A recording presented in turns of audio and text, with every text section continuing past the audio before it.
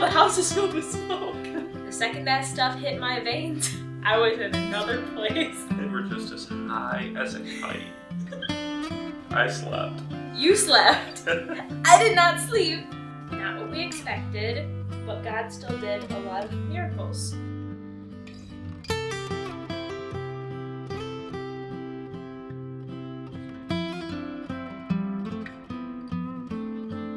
Welcome back to the channel, and we have a tiny human now. So today we want to share with you our baby girl's birth story. It was, I'd say, not what we expected at all, or were even prepared for, but God still did a lot of miracles.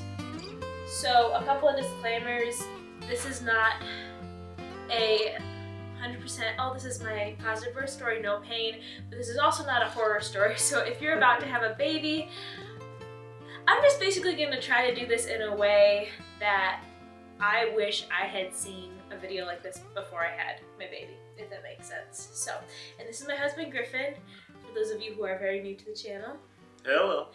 And he's going to pipe in and share whatever he wants to, because he was very involved in the process. I literally could not have gotten through it without him. It was quite the experience. I guess that'd be the way to put it. So I guess from my perspective, I didn't really know what going into it was going to be like either, because no one ever told me anything about it. It was always kind of like, yeah, the women go into labor and the guy's just kind of on the sidelines. So I really didn't know what to expect. I didn't even really do research until you were pregnant about what it would be like. Mm-hmm. Yeah, we were considering, well, we were planning to do the Bradley method. We read the book. I read a couple books. We did the exercises. We looked into it. We practiced. You know, basically the mentality of relaxing your body and allowing your body to do the work itself. Well, that didn't work out at all because our baby decided to be sunny side up. But anyways, we'll start at the beginning. Well, not the very beginning, about 2 weeks before she was born. I wrote down a lot of notes, and then he took notes too, because it's amazing how quickly the details can fade from memory. So about 2 weeks before she was born a day after her due date, so when I was about 38 weeks pregnant. We did pretty much all the things except for eating pineapple. Every night, pretty much when he came home, he'd give me foot rubs, do the pressure points. I was pumping colostrum as much as I could. Lots of raspberry tea. Lots of raspberry tea. I was on the exercise ball. I pretty much lived on that thing, which actually, it felt really good anyways, so I highly recommend it, and it got her head pretty low in my pelvis. So it was not for naught. Is that the word? It wasn't for nothing. Terrible grammar. We went on lots of walks in a nearby park, and just here, I ate lots of dates. I did the thing where you walk with one leg up on the side of a sidewalk and then the other leg down, just trying to get things going. All the stuff they tell you to do. But they also tell you it's either going to work or it's not going to work. And for me, it just did not work. Until one day.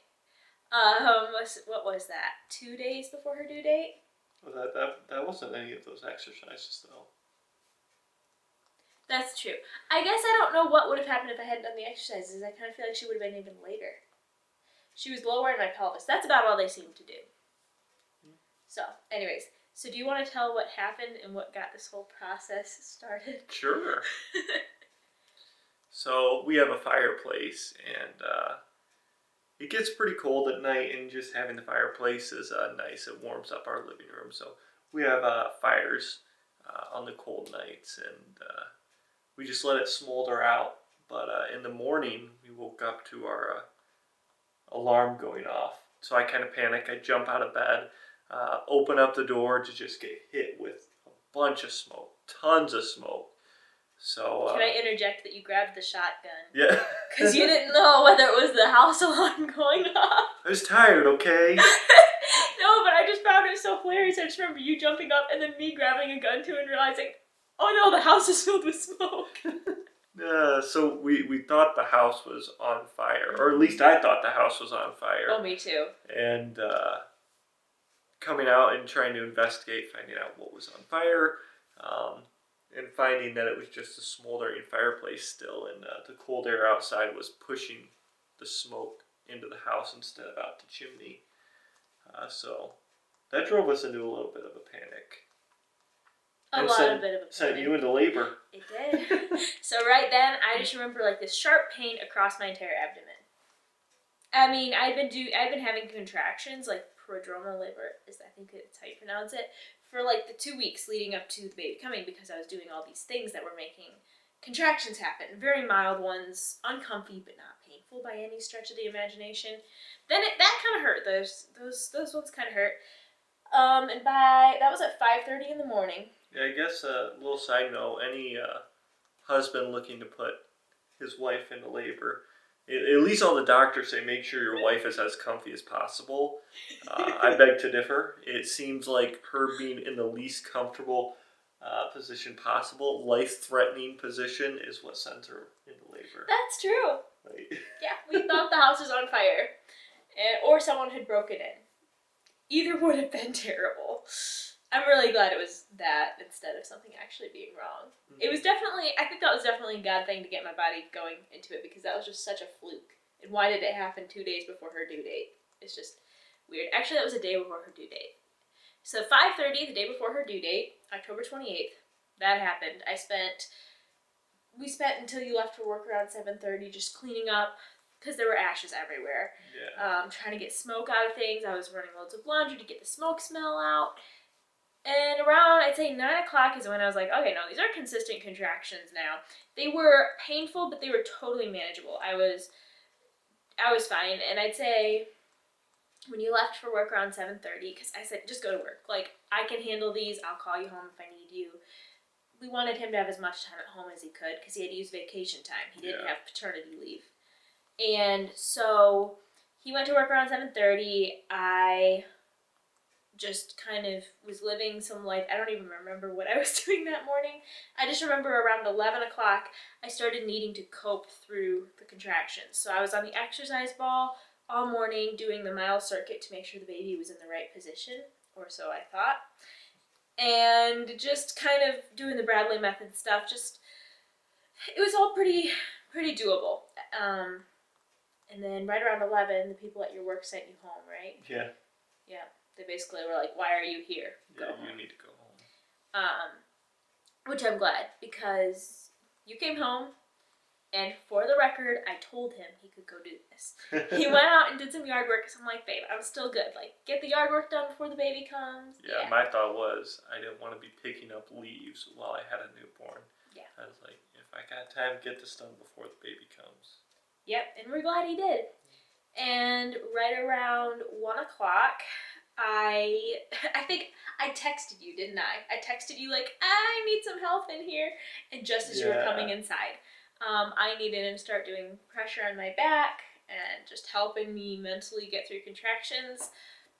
And I don't remember if it was before then or after that it registered that I was having no belly labor whatsoever. It was all in my back. Very sharp pain in my back.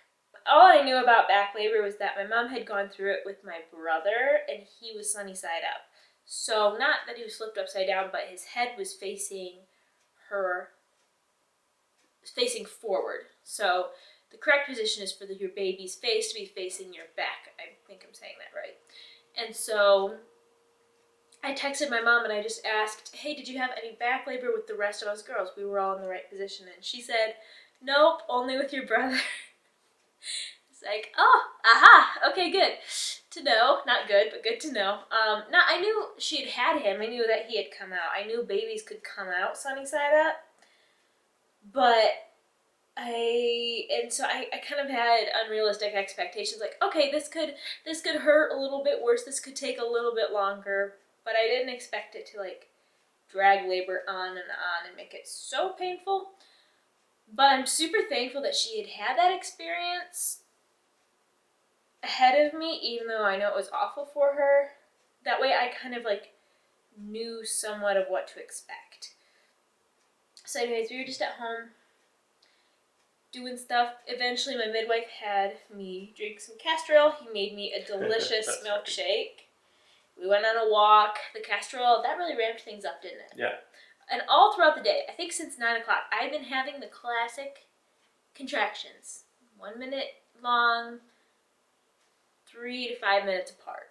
But the castor oil really ramped up the intensity, I think. Am I saying that correctly? I'd say probably more the frequency than the intensity. Like, it was still, I guess, maybe a little more intense, but it seemed just more frequent. That's what it was. Because by the time we left for the hospital, it was like 1.5 minutes sometimes in between the contractions. So they were consistent, is my point. So yeah, we just kind of did that. I stayed in touch with the midwife. By 7 o'clock, I think we started to realize we should probably go into the hospital. And the midwife said, I think that's a good idea. So we did. It's about 30 minutes away. And went into triage to get checked. They checked us in, took me into triage. The process took a little while to even get up there. And then they checked me, and I was in a lot of pain during contractions at this point. Now, like, if you're about to have your first baby, like, contractions do hurt, okay? Don't panic about that. You do tend to forget how they actually feel later on, and it's totally worth it. And God gives you what you need to cope through them. So don't be, like, scared by that. That's just kind of how it goes having babies. So by this point, it was pretty painful during contractions. I had combs in my hands, which really helped me get through them. Tip for new mamas, use combs. It helps with, like, acupuncture, something. It helps with the pain, at least to distract your mind. So they checked me, and I was at 2 centimeters, and I was really confused when they said they were sending us home. But come to find out, the hospital was pretty full. They were probably just trying to save their last delivery room for someone who is about to have their baby. But I actually don't think that they believed me, because they gave me this little pill, this little mild muscle relaxer. They said, take this, go home, take some Tylenol, and you'll sleep tonight. I slept. You slept. I did not sleep. So for mamas who have been turned away from the hospital, told to go home, I am sorry. I know that is frustrating. He kept telling me the baby will still be here soon, in the next couple days or something, but that did not comfort me. But it was okay. Like, we came home, I was super upset. Then I'm like, great, I might get some sleep tonight. I didn't sleep. My body just kept working, which is fine. I was in actual labor.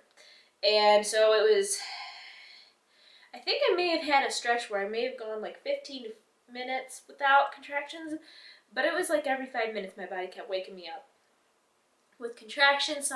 For a while I was in my bed, able to cope through them in there, and then I had to get up and walk around for a lot of them. So I was up all night. I'm glad you slept. I don't know how you slept. I'm kind of noisy when I'm in labor. I've learned that. I tried to keep it like more of a low moan, because apparently that helps with pain. It just helped me mentally cope. So, yeah. So that was that night. Didn't really sleep. But that's okay. Also kind of to be expected. And then I had a midwife appointment the next day. So that was one of the other reasons I sent us home. So we went to the midwife's office. Well, first we stopped at the chiropractor. My sweet chiropractor got me in, got adjusted, just to see if that would help flip the baby. Because, I forgot to mention, when I figured out it was back labor, I did the mile circuit and all that good stuff to try to flip the baby back around, which I had been doing. I'd been working really hard about staying, leaning forward and things like that to encourage her to be in the right position. It just didn't work, but that's okay. So we went into the midwife's office, and we had an awesome midwife. She's great. And we told her what had happened. She offered to strip my membranes, right? Yep. And I have known people where that has not worked. And I have something called vaginismus. I'm not really going to go into it on this channel, but you can look it up on your own time if you want to. I knew that the trauma of doing that, because of that issue, could make me more scared to go into labor and things like that, which can prolong labor. And I just wanted to push off having any exams as long as possible, or anything done up there. So did she kind of just tell us? Did we ask her what we should do? Yes, we did. We asked her what she thought would be the best course of action. she's very experienced. And she's so sweet. She looked me right in the eye. She said something along the lines of, you need to go to the hospital, get an epidural, and sleep. And I started crying so hard. Because I didn't want to get an epidural. I didn't want to have to do any of that stuff. I wanted to be able to do it naturally. Because I wasn't afraid of it at first. And I don't know. It's just what we wanted to do. And it just didn't work out. But that's okay. And at that point, my body needed that. I needed that. Mentally, physically, all that. So, bless her heart. She called the hospital, got us directly in. And we just went, told them we were there, the midwife had sent us, they got us right into a room, like immediately. Didn't even go to triage. Didn't even go to triage, which was super nice. Especially considering like the experience the night before. Because I remember the night before when they told us to leave, I was in so much pain it was hard to even put my clothes back on after getting into the hospital gown to get back out of it again. So yeah, they took us right up to our room, got us checked in. We had a super nice, super sensible nurse. And she offered us something called Stadol, which is a narcotic, right? Yep, it's similar to morphine. Yeah, they called it. Another thing mixed in it to help with nausea. So Oh. Yeah, you're supposed to not be as nauseous, vomity. Gross. That's helpful. Yeah, so she offered us that, and we were still trying to avoid the epidural. Next time I would just go for it. And so we said, sure. She said, let's give this to you. You'll sleep for 3 hours. It'll help flip the baby around. And we'll work on flipping the baby around while you're asleep, so laying in a certain position. Well, the other thing is we weren't sure how long it was going to be till the baby was born. And so once you get on the epidural, it's only good for like 10 to 12 hours. Yeah. So if you get on it too early, then you really go into full-on labor and it wears off. Then you miss the point. So the Stadol was supposed to give us like 3 hours where you'd be able to sleep and we wouldn't have to have the epidural yet. Yeah. It was a little more mild than the epidural, so. Yeah, it wasn't like it wasn't tapping into my spine or whatever the epidural is. So when she went to give me the Stadol, she had to get it approved by the doctor, right? He had to do a cervical exam, just check and make sure I was far enough along, all that good stuff. And so one of the crazy miracles that God did was the doctor that came in. Well, if you've been on this channel for a little while, you probably know we had a miscarriage Christmas of last year. It included an ER visit because we didn't know what was going on. We wanted to make sure it wasn't a hemorrhage or anything. And it wasn't the best experience, but at the end, hi Rosie. But at the end, there was one doctor who was the only one that treated us like our child was an actual human.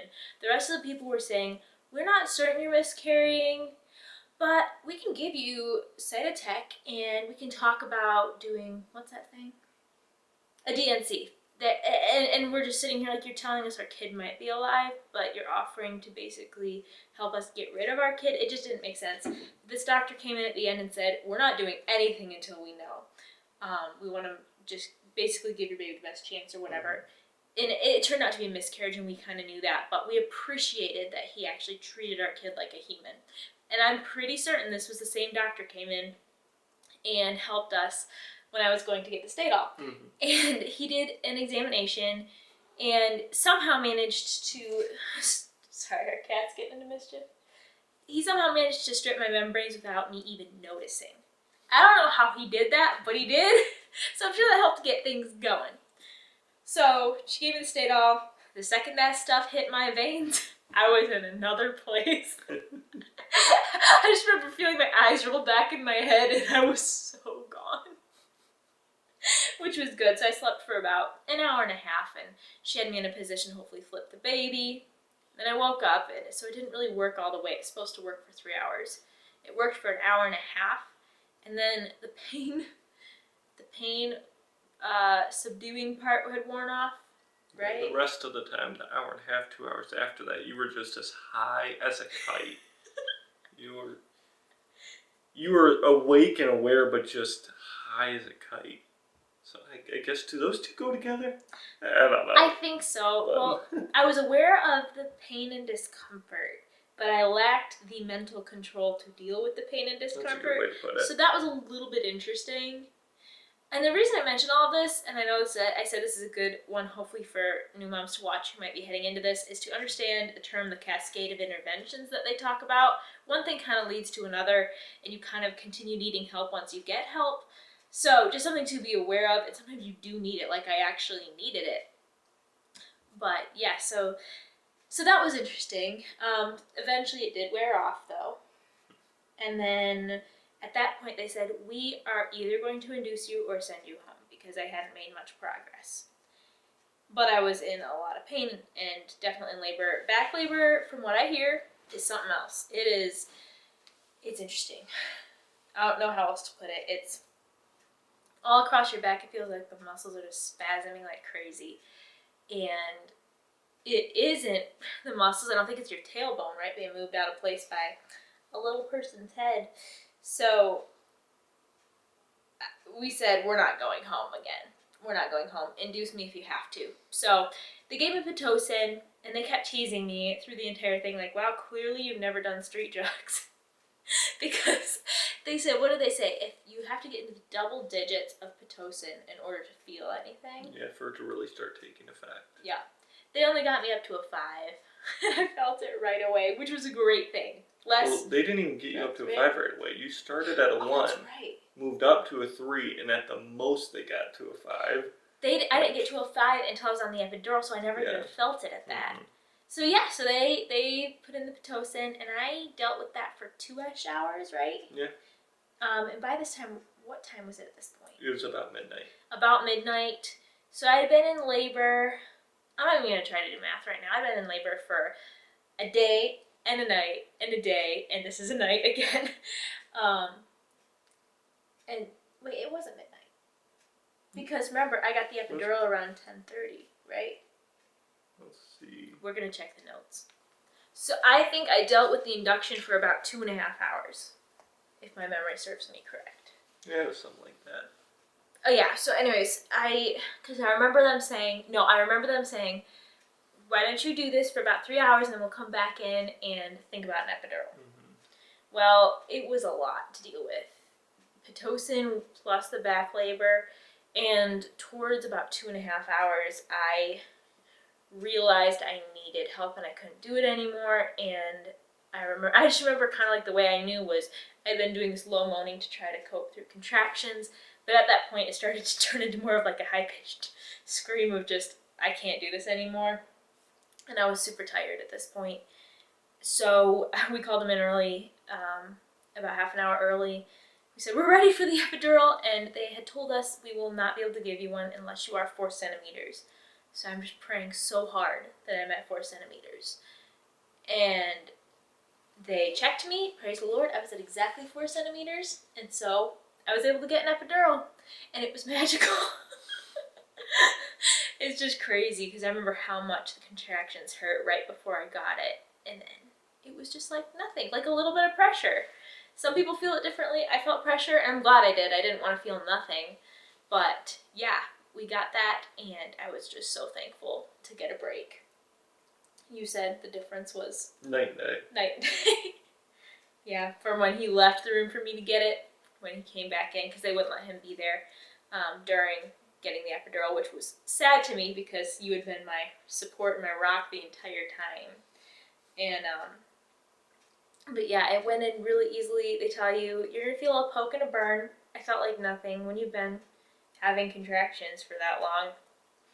A poke and a burn is like nothing at all. So it was just a huge blessing once we got that. And so they told me to sleep. That didn't work, but it still gave me rest. It didn't work because, I mean, this is normal with epidurals apparently. My blood pressure plummeted. Her heart rate went up, so they kept having to monitor and check us. So poor guy didn't get much sleep. Yeah, the machines they have in there to monitor her heart rate and her blood pressure. Every time they get out of their safety range, if you will, they have a horn that just blares as loud as you can imagine. I had earplugs, and the earplugs did nothing. It was just so loud. It was unnecessarily loud. Yeah. There's just no way to sleep. I felt so bad for you because we were fine. We were like that safe. Was you too. Like, I mean, you didn't get to sleep. But either. I had no pain. I felt amazing. But yeah, God gave me the strength to get through what we needed to. And the other thing I forgot to mention about the epidural, the reason I totally was like, give it to me now, was they tell you towards the end of like when you're just about to have a baby, you feel like you cannot do this anymore. I reached that at 4 centimeters. So like, for those of you like me who really wanted to go into labor naturally and it's just not working out, there are reasons to get epidurals and things like that, and it's a huge blessing that we live in the 21st century and this stuff is available, because this baby wasn't going to come out on her own. I don't know how long it would have gone on. I don't know if I would have survived if I'd lived back in like the 1800s, because she just my body wouldn't dilate. So I'm super just grateful that those things were available. So I had the epidural for, I think, 10 hours total. And around 6:30, they started to talk to me about pushing the baby out. They checked me, and what was I, 9.5? Yeah, you were right there. Okay, so that's right. They checked me at some point when I was at 7 centimeters, and this was kind of hilarious. I remember they checked me, they said I was at 7, and I remember I was shaking a good bit, because that's just what can happen with the epidural. And I said, so I'm in transition. They said, yep. I think I just said, cool. And if I had been having a natural birth, that is not what I would have said if I had been in transition. But yeah, so around 6:30, I was at 9.5 centimeters with just a little bit of cervix left. And I was starting to feel a weird sensation. And they said, you might start to feel a little bit pushy. Some people do, some people don't when you have an epidural. I was starting to feel it. And I think they had me go through 3 contractions before they checked me again. And they checked me again. I was at a 10, and I was feeling very pushy by that point. I was actually asking them, can I please push now? Little did I know. Was it at that point that the epidural had worn off?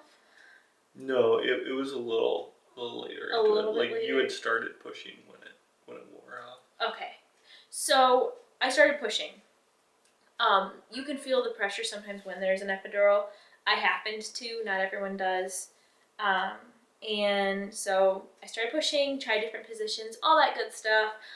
It went really well. It went really fast. I'd say about an hour 45. I don't know. I consider that pretty good. Praise the Lord, she had flipped around by then, which made it so much easier to get her out. And yeah, so I just pushed, and then sometime in there, the epidural had run out. And the nurse had asked the midwife, should I like put more in? And she said no, because she knew what I had wanted, and that, if I could push my baby out without medication, I'd rather do that. And I'm super thankful she did, because I'm not afraid of what it could feel like next time, because I know what it feels like for a baby to come out. If that makes sense? It's kind of funny, like before you started pushing, you're like, it feels almost like there's kind of like a little window. And then you're like, my whole stomach's like a window. Yeah, because like sometimes with an epidural, you have a spot that doesn't take. And so I thought, it's like, I think I have an area that it's not working.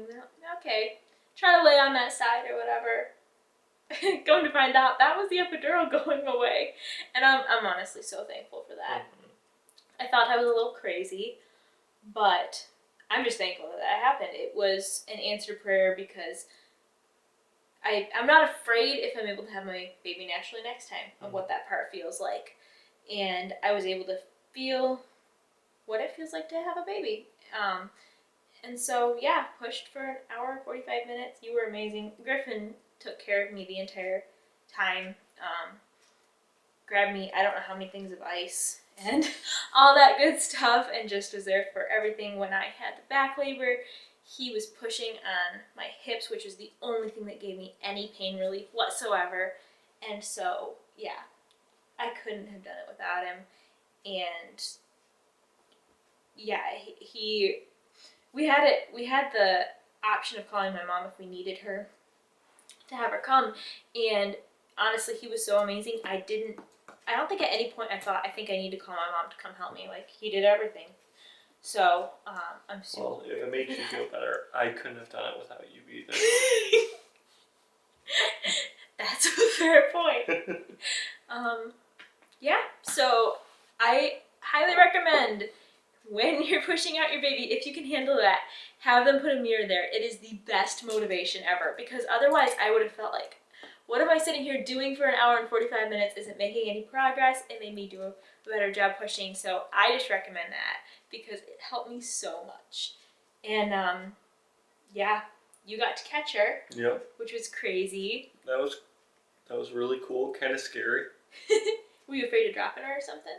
No, so when she came out, like I knew she was gonna be purple, but I didn't expect, like, as I'm watching her come out, she's just lifeless.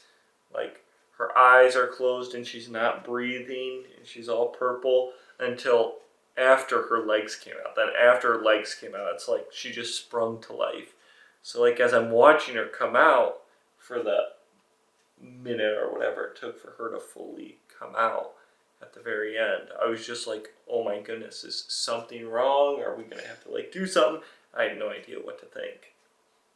But then she sprung to life, and that was pretty cool. So Yeah, I get the miracle of birth. Get that. Yeah. Yeah, it's crazy. Like, you hear all the stories, and I've even watched videos and stuff, but then going through it is so different. And just the joy that I felt when she came out was so wonderful. You know, just to feel her there. I remember she was so warm and wiggling and crying. She didn't cry a ton, but she cried enough for us to know she was okay. She cried twice, and then she's just... Yeah, she's just okay with it. And yeah, I tore. She came out pretty fast, and but she's also a bit of a bigger baby. She's 8 pounds, 12 ounces, 21.5 inches long, healthy baby. Nothing was wrong with her. I was fine, just had to get stitched up. So yeah, it was, God did a lot of miracles, and he answered a lot of prayers. And I have heard from certain sources that epidurals can make babies a little bit more lethargic or whatever when they come out. She was totally fine. She had a good pair of lungs. So she latched really good. She did. Yep. She latched really well pretty quickly. I was able to nurse her right away. I remember when I was pushing her out, when the nurse unstrapped my labor and delivery gown, and so I could do skin to skin with her as soon as she was born. I remember realizing, oh my goodness, this baby's gonna be here so soon. And she actually said around 8:15, this baby's gonna be here within half an hour. She said before 8:30, this baby's gonna be here. Is that what she said? Yep. Before 8:30, and she was born at 8:23. Yep. October 29th. And our world has not been the same since, in all the best ways. So yeah, after that, it was just learning how to take care of her, learning how to feed her. Took me a minute to equalize after all that. They tried to take me out of the labor and delivery room, and I kept passing out. Just, I don't know, from whatever. It was the first time I'd had an IV for that long or anything. Yeah. It could have been any number of things. But I was fine. She was fine. You got a lot of snuggle time with her. I did. The midwives took amazing care of us. Oh, that's right. They were understaffed at the time, so we didn't even know if we'd have a midwife. And we got 3. Y'all, we got the power team. And it was awesome. And we got the one I really hoped to have when she was born. The one we had seen the day before, she actually knew my mom from years ago, from a birthing class she and my mom took at the same time with their first kids. So yeah, God really took care of us. It wasn't what we had planned for, but he really did bless us and answered so many prayers. It should have ended in a C-section because of vaginismus, because of the way she was faced, but God answered that prayer for us, and she wasn't. And I don't know how we were able to push her out so fast, but all I could say is God answered some prayers. So, and the biggest prayer of all is just to have her here. We got her. We got her. I can't believe she's here. It's crazy how fast that works. Well, thank you all so much for watching. Hopefully this is encouraging to someone watching today. But yeah, look forward to sharing more as this little girl grows up. We are so extremely thankful for her. We just love snuggling her, honestly. Look at that. I know, look at that little munchkin. You all have a wonderful rest of your day, and I'll talk to you next week. Bye!